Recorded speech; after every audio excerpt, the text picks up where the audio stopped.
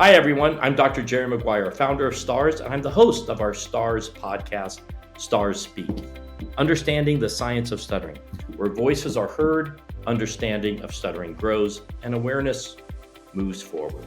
Each episode features unscripted and honest conversations with researchers, clinicians, and individuals dedicated to advancing the science, treatment, and understanding of stuttering, a field that deserves greater attention, collaboration, and research. Well, welcome to this episode of Stars Speaks. I'm your host and the president and founder of the nonprofit organization STARS, Stuttering Treatment and Research Society. With me today are three of our great community advisors, Annie Hernandez, Zach Greene, and Sam Bennett. Hey guys, how are you all today? Good, thank you. Good, great. Well, hey, I'm going to start off and say a little bit about this today. It's a conversation among those of us who stutter, and maybe I'll begin first with asking any of you. Maybe I'll start with you, Annie, if you can, right? If All righty please, then. right? Tell us, a little bit about your journey as a person who stutters, and how is it that you're involved with stars? Question is, how long do we have? So my journey as a person who stutters began when I was 5 years old. I started developing stuttering, and I was in speech therapy for about 10 to 12 years to try to build better speaking habits. And for the first half or so of my speech therapy journey, it worked fairly well. But come middle school, high school, my speech became a lot more severe. The strategies I was learning just didn't seem to help, and I felt stuck. And even now, even though I'm fortunate and my speech has improved a lot since then, I still sometimes feel stuck, and that is why I'm so excited about stars. Like, this is the only, from what I understand, the only organization that is dedicated solely to stuttering research and uncovering some of the biological components of stuttering rather than just solely the motor components, the strategies, and things like that, going a bit deeper. I'm excited for that. Thank you, Annie. I appreciate that. And Zach Greene. Zach, could maybe explain a little bit about your journey and how is it that you have become involved with stars? Yeah, absolutely. I mean, I've stuttered for as long as I can remember, and like Andy, I've participated in a great deal of speech therapy. I think stuttering is really an exercise in kind of applied problem solving. When you're confronted with these challenges every day, you get pretty used to facing them, and it's challenging when the tools you have available as a child weren't really effective enough to produce the results I needed. And I think with that, there's a sense of loss and hopelessness. And I think as I got older, I really tried to immerse myself in the like agency creating activities of like reading the research and looking at what other options are out there. And that's what really brought me to your work and your research, and what has led me to where I am today. It's incredibly exciting to be a part of the stars journey, and I'm really excited about the next steps of this organization. Wonderful. Thank you, Zach. Thank you. And Sam Bennett, maybe say a little bit about yourself, Sam, and your personal journey and how you got involved with stars. I'd love to. Thank you, Dr. Maguire. Thank you. Yeah, so kind of a similar story to Annie and Zach. Started out with a lot of speech therapy, which was helpful in some situations, very controlled environments, but in others it was not as helpful, and wanted to learn more about stuttering research. And I came across Dr. Maguire's research. I read his book without hesitation, which I highly recommend to everyone in or outside of the stuttering community. And found Dr. Maguire and his research and pharmacological treatment, and it's definitely been a game changer in terms of fluency and confidence and just overall success. So very happy to be a part of STARS and help the stuttering community of further research and discovery. Wonderful. That's great. Thank you, Sam. Zach, you mentioned something about changing your life, and maybe go through that a little bit more about that impact. Maybe if you just kind of expand that out a little bit. Yeah, I think growing up with a stutter, I mean, it's this weird sense of cognitive dissonance, because I had times when I was fluent and able to communicate how I wanted, and those times were like so exciting. But there were also times when I just wasn't able to be the person I wanted to be, and there's always that conflict in my head of like, who am I? Like what's kind of my identity? Am I just a person who stutters, or am I so much more beyond that? And I think anytime you kind of have your options taken away from you, there is that sense of like of dread about the future and what will become of you.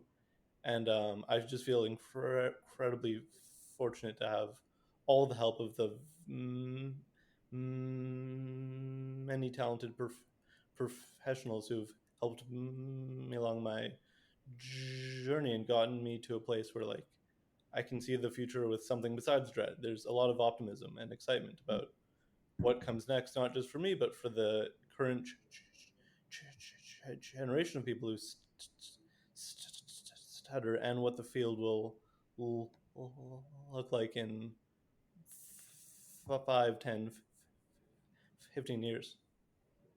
Great. Well, thanks. Thank you, Zach.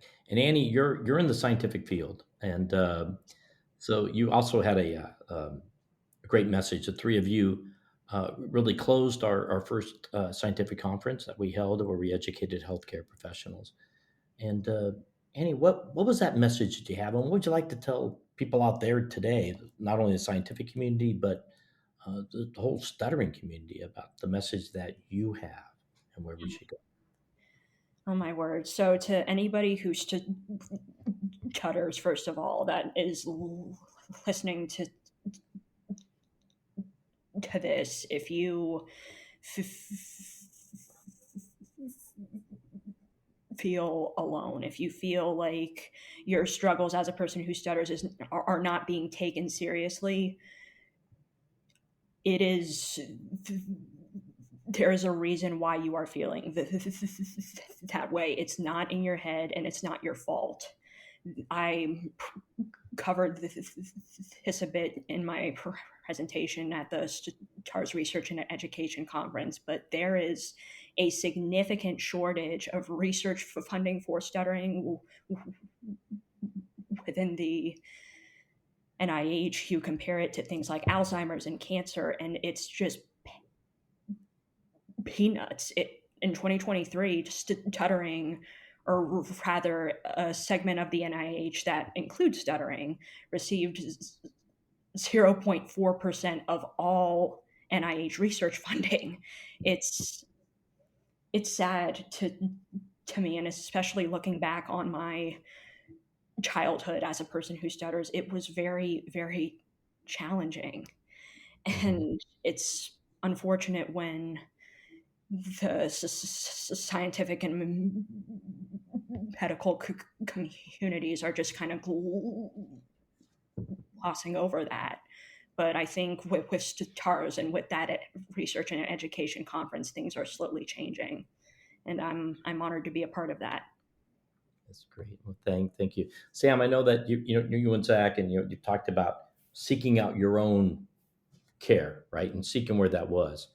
And as a person who stutters, what advice do you have for other people out there who struggle as we do with stuttering, Yeah. and what they? So yeah, something that Zach and I were actually speaking of, and Zach came up with this quote, but because stuttering is a communicative disorder, communication becomes ever more important. Um, a lot of times in my work and at school, I used to try to hide the fact that I was a person who stutters, and this never worked, of course. Um, and I shied away from being open and communicating about it. And I would urge people who stutter to be open and communicate, because that kind of sheds some of the level of stress and allows you to be who you are and be on the same playing field as everyone else. So I think that it's not necessarily about acceptance. It's just about not feeling like you're hiding something, just being who you are. So I think that's really important. And then mixed Right. with speech therapy and pharmacological treatment, a holistic treatment can really be very helpful for people who stutter. Great.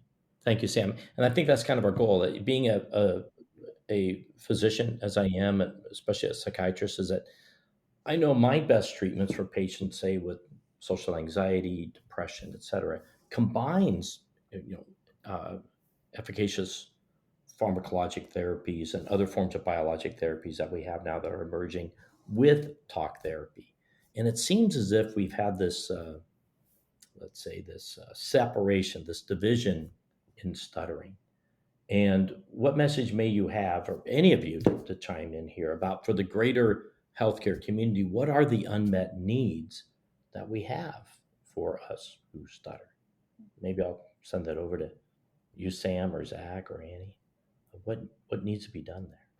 Yeah, I mean, I think there is a lack of options, and I think with that comes a lack of agency. Like, simply wasn't aware that there were pharmacolo- pharmacological treatments for stuttering and until I was in college, and like I so wish that I'd had the access and the information. But as grateful as I am to have the significant quality of life and fluency improvements, there is a wish that for more people it was more available.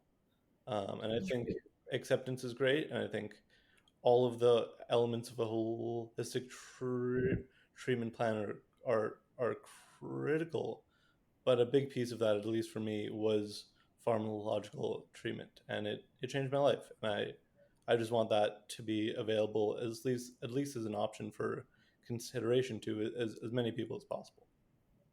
And Zach, you did have the opportunity, with us um, to help us with our booth and our education to physicians. And what would you say their understanding of stuttering is? I mean, you were there on the first line, the front line. Was it? What do you think? Yeah, 'Cause you were it was not a lot of engagement. I think like the if you don't have a, a personal connection to stuttering, and you're not exposed to it in school, like there's just not a lot of room to talk about it with someone. I mean, the most engaging conversation I had at that whole conference wasn't with a psychiatrist. It was with a member of the venue staff who had a son who stuttered, and he was so excited to like learn that there were treatment options. And right. the psychiatrist who I talked to kind of like walked by, saw the booth, said, "Huh, that's interesting," but didn't really see the opportunity to like change people's lives in a very tangible way. But then there's education. We did hold the event that Saturday night, Yes. and how many clinicians showed up? And What would you say the impact was potentially? Yeah, it like doesn't seem like it takes a lot to really get clinicians excited. I think like once they have the information available, there is excitement to like treat and improve lives. But it's that first hurdle of awareness and advocacy, which I think is so fundamental to the goal of STARS as an organization that like makes such a rapid change in clinicians' perspectives and the way they treat their patients. Right. So one of the goals of STARS for right, as you know, right, you're helping us with all this is to increase the knowledge among the greater healthcare community, educate physicians, pediatricians, psychiatrists, nurse practitioners, neurologists, such that there is that greater understanding, and then working together, as Sam said, for the forms of speech therapy and psychotherapy that can benefit, like we look with any other neurologic condition that we treat. Annie, I think that's been your message, right? Your message is, hey, don't ignore us anymore. Just don't label us, but Gosh, help us, correct? yes, Sam. absolutely correct. I think it's about time we shed some light on the difficulty that stuttering brings. Acceptance might work for some people, and hey, that's perfectly fine. But just don't push that on all of us. I I remember when I first started, speaking out and sharing my story, I got a little pushback at first because I was not going to conform to the narrative that all you need is to accept your stutter and everything will be fine. That is not the reality that a lot of us face. And stuttering, especially if it's a bit more severe, it affects everything. It affects your ability to communicate and to simply be human. And if there's an opportunity to make that better and possibly eliminate that hurdle that we have to face, I'll take it. There's a magic pill. I will take it. I will be the first person in line. And that's about it. Right. And I've always thought, as for me as a clinician, acceptance is key. Sam brings it forward. Accepting, understanding this for anything we have, but that doesn't mean it has to stop there. Am I Yes, right? exactly. As persons who stutter ourselves, do you feel like you can make up your own minds about what you need in this world, about what sort of care you should have? What do you think, Sam? Is that something that you're an educated guy, Sam, correct? Yeah, Right? I think that everyone should have as many options as humanly possible and scientifically possible for anything that is hard in their lives. And the fact that there aren't as many options for people who stutter when it comes to treatment is definitely a hurdle, and but it's also an opportunity to to um, to really uncover powerful treatments like we already have, and even go a step further, um, and and show people, clinicians, people who stutter, that there are treatments and there are pipelines for even more research in the future. Got it. And what message would you might have, say, Zach, for other people listening today, or all of you, you have some things in common, right? You're young adults, you're navigating this world, your careers, education. What message would you have for someone like you, Zach, listening today?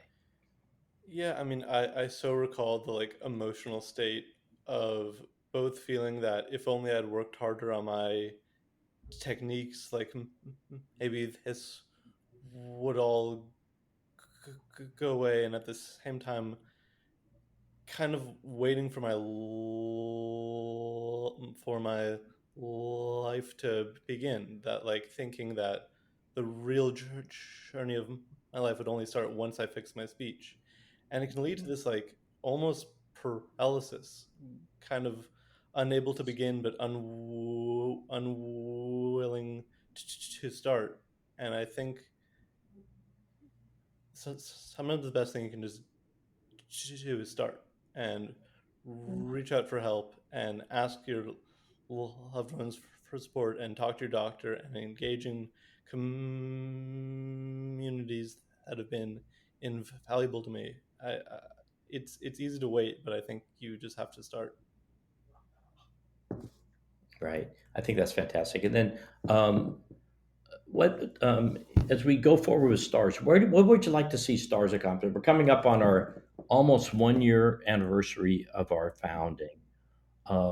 Maybe, Annie, if you can tell us like what stars has done already, and what do you want us to do? What do you want to help guide us as one of our leading advisors on where we go this into 2026? Oh my word! That's incredibly exciting. We're already almost approaching a year. This has been quite a year for us. We've already had our first conference. We've brought together clinicians and researchers in stuttering, and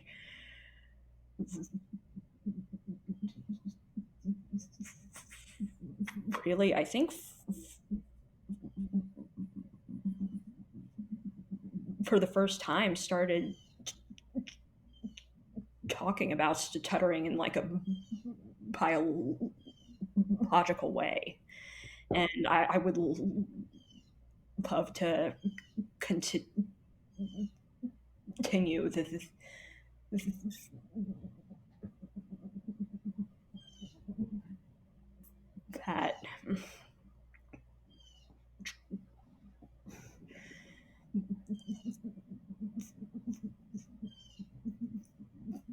that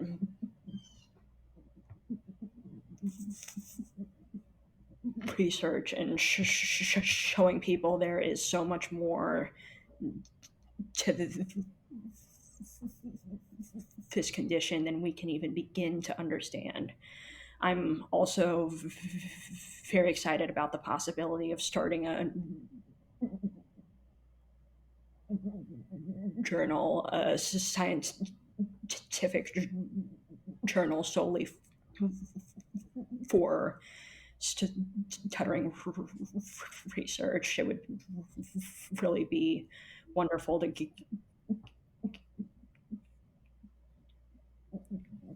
get that up and running too. Great. Yeah, we're going to commission us. We're going to also announce some research grants. We're waiting. It's our first year up and running, and then we hope to be with all of you as the advisors and our officers, and to get that out there going into the next year. Well, I'd look for this as well too. Where would you like to see stars go in the next year, Sam? I mean, you've been central to this. You helped us with our investment, or even I say a plan to kind of make sure that we're financially there as this volunteer-led organization. Where do you hope to see? What do you want to see? What stars can do in 2026, and what have we already done in 2025? Yeah. So I think so far what we've done is really set the groundwork to become a household name in the stuttering community. Mm-hmm. We've integrated. We're really the first ever stuttering organization who has successfully integrated clinicians from all different fields, from neurology to neuroscience and psychotherapy, speech therapy, and of course psychiatry. And I think we have a great launch pad now to really make a change.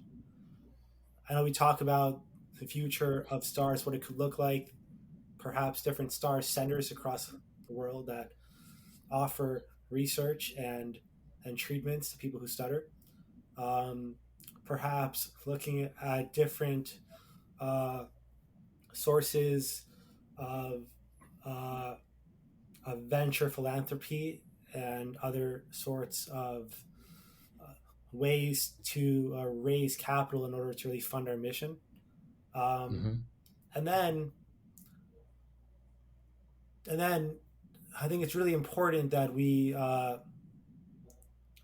further our reach and really become a name that every pediatrician knows about when parents of children who stutter go to their pediatrician and ask them for advice, the pediatrician will have more tools to help their patients. So I think it's really a mixture of those tactical uh, objectives as well as those more brute force objectives that will kind of figure themselves out, and something that we have to think about over time. That's wonderful. Thank you, Sam. And Zach, is there anything that you want people to learn from the conversation that we've had today? Yes, I think it's worth saying that the work that Stars has has done, and the work that you've done, Dr. Maguire, of getting all the best and the brightest in the world into one room is incredibly exciting. I've said it before, but I don't think there's ever been a better time to have a stutter. We have more resources and hope and brilliant people working on it than ever before, and I think Stars will be instrumental to that cause, and I think it'll only get better and it'll only improve as we continue our work. That's great. Sam, already get a little bit of a preview of a coming attraction as we're going to, work with all of you to announce our RFA for those centers of excellence and RFPs for some research funding. I'll work with all of you as we get that out. And Annie, what would you like to, for people, hopefully, what they gained from the conversation today? Any words for that? Well, especially to anyone who stutters who is listening to this, I hope they take away the fact that there is hope.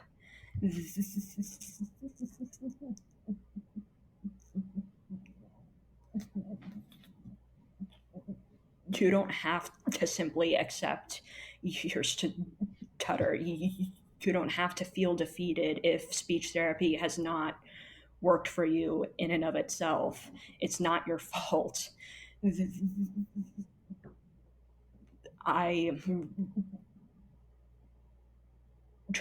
Judging based on everything that we've accomplished this year, like Sam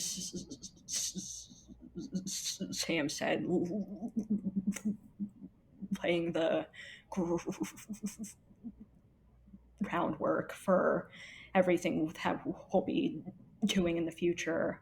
I really have so much hope for stars, and I have hope for people who stutter, and I hope that our audience also feels that. Great.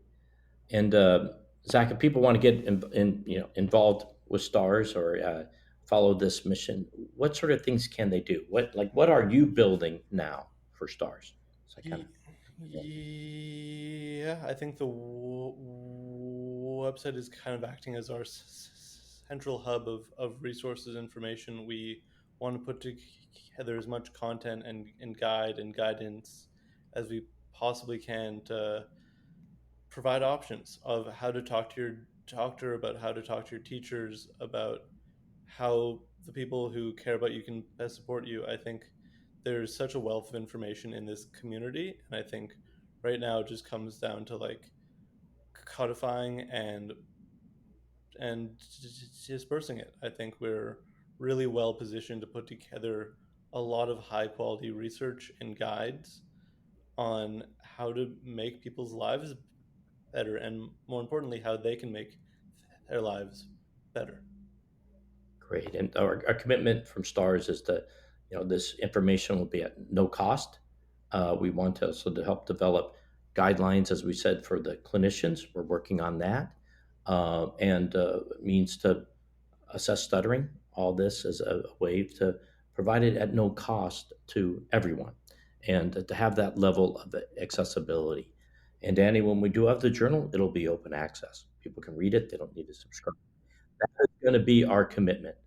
We were, fortunate to have this, influx of funds that we've had from philanthropy, and we want to be able to communicate this worldwide.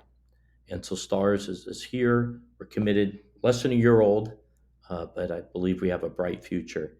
And with our bright future, I think the future for fellow persons who stutter is also bright as well, too.